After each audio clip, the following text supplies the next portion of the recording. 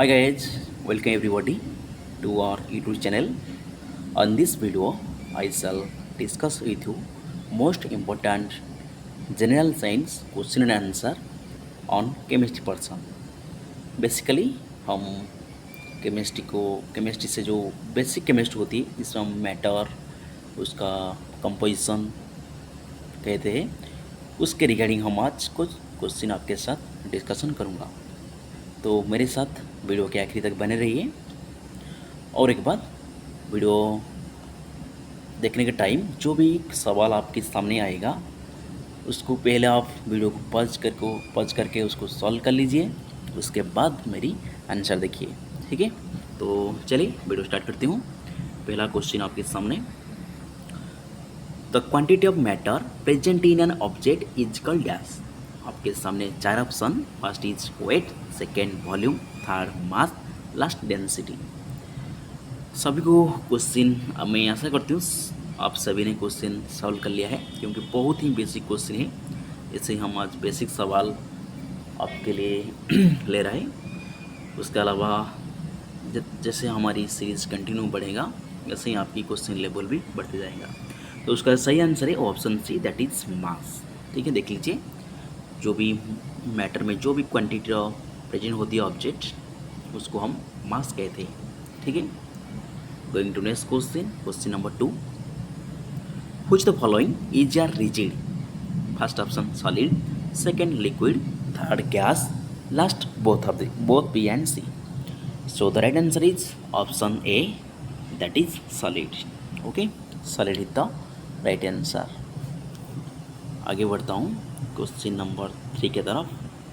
आपके सामने देख लीजिए, which of the following statement is are correct. First option, intermolecular force of attraction is solid are maximum. Second option, intermolecular force of attraction in gases are minimum. Third option, intermolecular space in solid are minimum. Last option, all of the above. जो आराम से आप video को pause करके question को पढ़ लीजिए, उसके बाद उसका आंसर करिए। ठीक है, तो मैं ऐसा करती हूँ आप क्वेश्चन सॉल्व कर लिया है।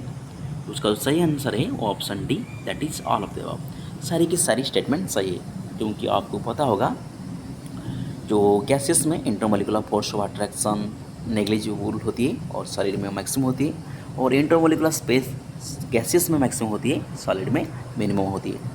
तो उस हिसाब से आपका क्वेश्चन बन जाएगा। Question number 3 answer is option D. आगे बढ़ता हूँ क्वेश्चन नंबर 4 की तरफ। What happen to the volume of solution when small amount of sugar is dissolve in it. आपका सामने चार option, first is volume will increases, second volume will decreases, third volume first increase then decrease, last no change occur. आराम से उसको आप solve कर लीजिए। So that answer is option D, that is no change in volume. ठीक है, जब भी हमें कुछ शुगर को वाटर में डालेंगे तो वाटर के बीच में जो एम्प्टी स्पेस होती है उसके बीच में ही शुगर ऑक्यूपाई कर लेंगे, तो उस हिसाब से हमारी कोई भी चेंज वॉल्यूम में नहीं आएगा। ठीक है, क्योंकि स्मॉल अमाउंट लिखा ना, ज़्यादा क्वांटिटी नहीं, तो वॉल्यूम से कोई भी चेंज नहीं आएगा। तो इसलिए question number 4 answer is D. आगे बढ़ता हूँ क्वेश्चन नंबर 5 की तरफ। Which of the following is not correct for gases. First option, gases have definite mass. Second option, gases have definite shape. Third option, gases have definite volume. Last option, both B and C. So the right answer is option D, that is both B and C. Gases definite shape होती है, definite volume होती है, और उसका कोई भी मास नहीं होती है। तो इसलिए question number 5 answer is option D. Going to next question number 6 for your skin. Which of the following is not an example of matter. There are 4 option, first is air, second feeling of cold, third dust, last none of the above.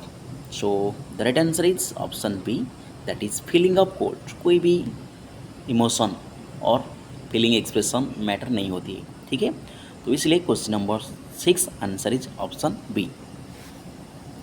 आगे बढ़ता हूँ question number 7 की तरफ। Which the following statement is correct. First option, Intermolecular space are maximum in gaseous state of the substance. Second option, particles which constitute the matter follow a zigzag path. Third option, solid state is the most compact state of substance.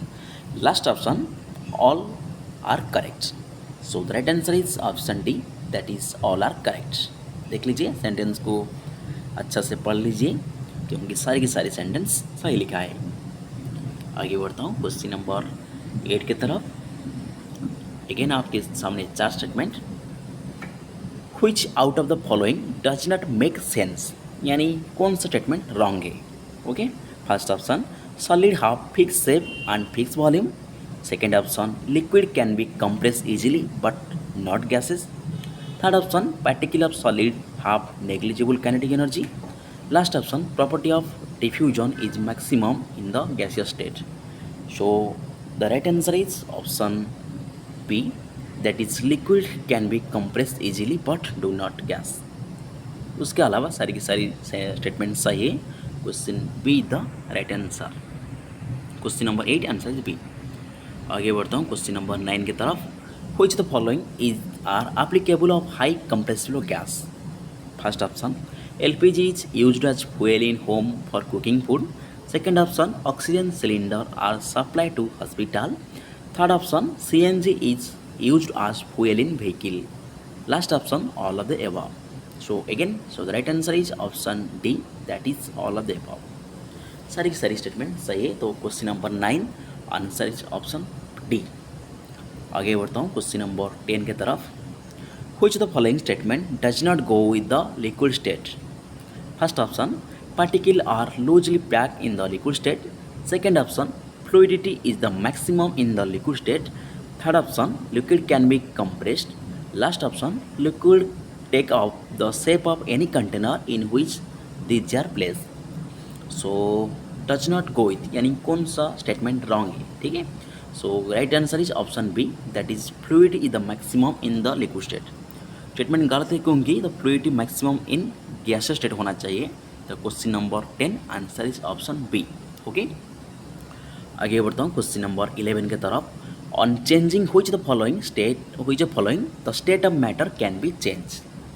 आपके सामने 4 option. First, temperature. Second, pressure. Third, both A and B. Last, none of the above. So the right answer is again option C, that is both A and B, यानी temperature और pressure दोनों ही किसी भी matter का state change करने के लिए आवश्यक होती है, ठीक है। Question number 11 answer is option C. आगे बढ़ते हैं क्वेश्चन नंबर 12 की तरफ। Melting and freezing point of water gas. First option are same. Second option have large difference between them. Third option have no difference between them. Last option none of the above. So the right answer is option A, that is same. याद रख लीजिए, melting और freezing point of water बराबर होती है किसी भी water का, ठीक है। तो इसलिए question number 12 answer is option A. Going to next question, question number 13। The boiling point of alcohol is 78 degree Celsius. What will be the temperature on the Kelvin scale. आप अल्कोहल का boiling point दिया रखा है Celsius scale में, आप उसको kelvin scale में बताना पड़ेगा। तो छोटा सा कन्वर्सन आप याद रख लीजिए, Kelvin equal to 0 degree Celsius plus 273, यानी हम सेल्सियस के साथ 273 ऐड कर देंगे तो हमको केल्विन मिल जाएगा। यहाँ पे सिंपल 273 प्लस 78 कर लीजिए, आपके पास आंसर आ जाएगा कितना, 351, यानी question number 13 answer is option B, 351 Kelvin. Okay, I hope आपने मेरे बताने से पहले आप सॉल्व कर लिया है। तो आगे बढ़ता हूँ क्वेश्चन नंबर 14 की तरफ। The latent heat of vaporisation of water is dash. छोटी से आपको वैल्यू याद करने पड़ेगा। वाटर का जो लैटेंट हीट ऑफ वेपोराइजेशन होती है, आपके सामने 4 ऑप्शन दिया रखा है। 2.25 into 10⁻² joule by K ji, 22.5 into 10⁵ joule by K ji, 3.34 into 10⁵ joule by K G. Last option 33.4 into 10⁻² joule by K G. सो उसका सही आंसर है वो है 22.5 into 10⁵ joule by K ji.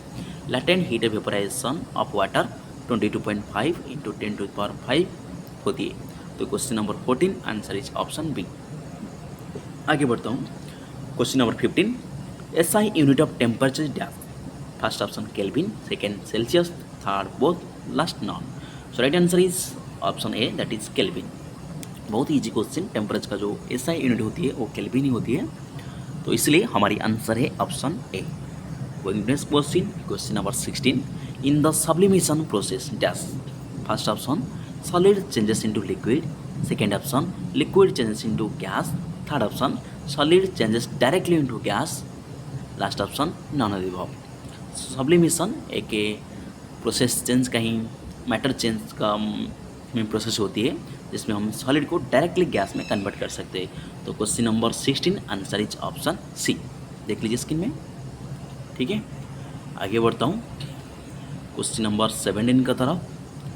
When a liquid start boiling the further heat energy which is supply.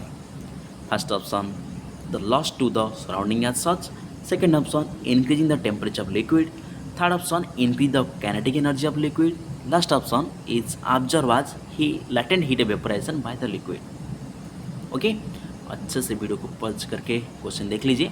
उसका सही answer है वही option D, that is जो भी हम एक्स्ट्रा हीट सप्लाई करेंगे वो heat latent heat of evaporation के हिसाब से लिक्विड में ऑब्जर्व होती है। तो question number 17 answer is option D. Okay, आगे बढ़ता हूँ क्वेश्चन नंबर 18 की तरफ। 10 degree Celsius is equal to how many Kelvin. 10 degree Celsius temperature is equal to dash. First option 163 Kelvin, second 10 Kelvin, third 183 Kelvin, last 283 Kelvin. अभी मैंने आपको बताया Kelvin equal to 0 degree Celsius plus 273। आपको अभी Celsius दिया रखा है, kelvin पूछ रहा है, तो 273 प्लस 10 कर दीजिए, आंसर आ जाएगा। तो सही आंसर है option D, that is 283 Kelvin. ठीक है, छोटा सा फॉर्मूला आप याद रखिए, Kelvin equal to 0 degree Celsius plus 273, यानी 273 के साथ हम सेल्सियस के जो भी टेम्परेचर गिवन होगा उसको ऐड कर देंगे तो हम केल्विन के पास बन जाएंगे। क्वेश्चन नंबर 19 की तरफ बढ़ता हूँ। Which the following will respond to sublimation. First option common salt, second sugar, third camphor, last potassium nitrate. So the right answer is option C, that is camphor. आपने बहुत सारा सप्लाई सब्सटेंस को याद रखिए, यानी कैम्फर होती है, कुछ अमोनियम क्लोराइड होती है और कुछ सब्लाइम सब्सटेंस होती है, आप उसको याद रख लीजिए। बाकी कैम्फर तो एक सब्लाइम सब्सटेंस होती है। Question number 19 answer is option C. ठीक है, solid can, next question, solid cannot be compress because dash. First option constituent particle are very closely packed, second option interparticular attraction force is weak, third option movement of constituent particle is restricted, last option constituent particle diffuse very slowly. So the right answer is option A, that is constituent particle are very closely packed.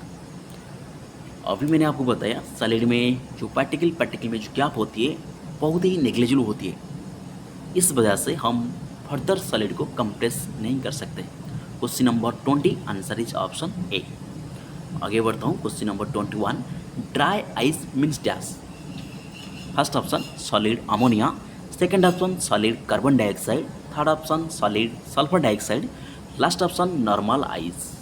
So the right answer is solid CO2, यानी solid carbon dioxide को हम dry ice कहते हैं। ठीक है, question number 21 answer is option B. आगे बढ़ता हूँ क्वेश्चन नंबर 22 की तरफ। On a hot humid day rate of evaporation will be dash. First option is more, second option is less, third option initially more, later less, last option remain same. So the right answer is option A, sorry B, that is less. हम जो hot humid day rate of evaporation बहुत ही कम होती है, ठीक है, vapour तो form नहीं होती तो इसलिए लेस होती है। Going to next question, question number 23. During evaporation, particle of liquid changes into vapor only dash. First option from the surface, second option from the bulk, third option both surface and block, last option neither surface nor block. So the right answer is option A, that is from the surface, क्योंकि evaporation एक surface phenomena होती है। ठीक है, याद रख लीजिए evaporation एक surface phenomena होती है, तो उसमें पहले सरफेस का पार्टिकल एवापोरेट होना शुरू करेंगे, उसके बाद ही बल्कि पार्टिकल का एवापोरेशन शुरू होगा। ठीक है, question number 23 answer is option ए। आगे बढ़ता हूँ, question number 24, rate of evaporation depends upon dash.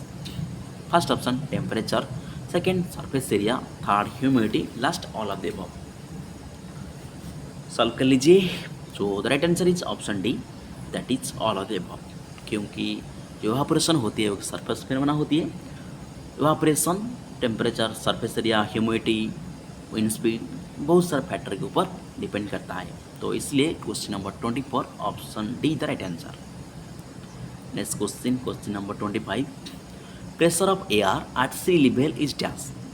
First option 1 atmosphere, second option 76 centimetre mercury, third option 60 millimetre mercury, last option all of the above. बहुत easy question.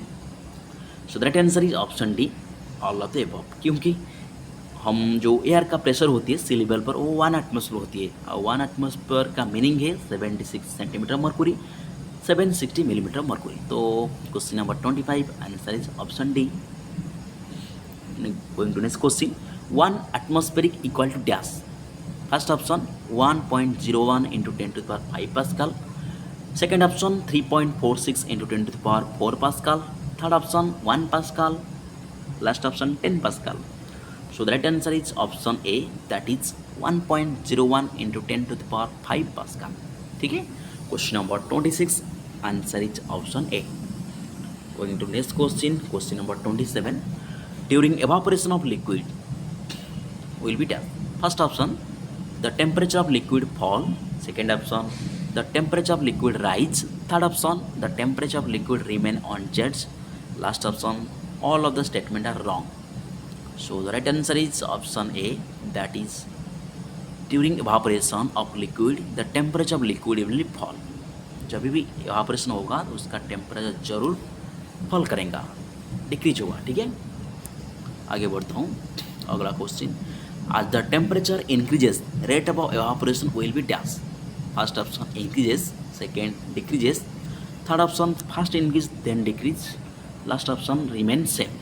So the right answer is option A, that is increases. Okay, question number 28 answer is option A. Going to next question, question number 29, a gas can be liquefied, best liquefied by dash.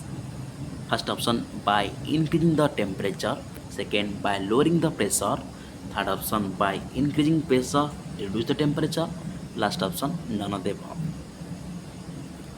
So the right answer is option C, that is by increasing pressure and reduce temperature. ठीक है, क्योंकि हम gas को liquefied करना है, pressure तो बढ़ाने पड़ेगा, टेम्परेचर घटाने पड़ेगा। ठीक है, question number 30, in which phenomena water changes into paper below it's boiling point. बहुत ही इंपॉर्टेंट क्वेश्चन, याद रख लीजिए। ठीक है, आपके सामने 4 option, first evaporation, second condensation, third boiling, last no such phenomena exist. So the right answer option A, that is evaporation. अभी मैंने बताया एवापोरेशन एक सरफेस फेनोमेना होती है जिसमें हम कभी किसी भी लिक्विड को वेपर में कन्वर्ट कर सकते हैं बिलो इट्स बॉइलिंग पॉइंट, किसी भी टेम्परेचर पर वो वेपर हो सकता है। ठीक है, question number 30 answer is option A. So thank you guys, thank you. आपके लिए लगभग 30 क्वेश्चन हम आज डिस्कस किया। इसी तरीके से हम आगे बढ़ते रहेंगे, तो ज़रूर आप वीडियो को देखते रहिए और आपकी दोस्तों के साथ ज़रूर वीडियो को शेयर करिए और हमारी चैनल के साथ जुड़ रहिए। ऐसे ही सेप्टम और किसी PSU एग्जाम का MCQ वीडियो देखने के लिए। Thank you guys, thank you, see you in the next video, thank you.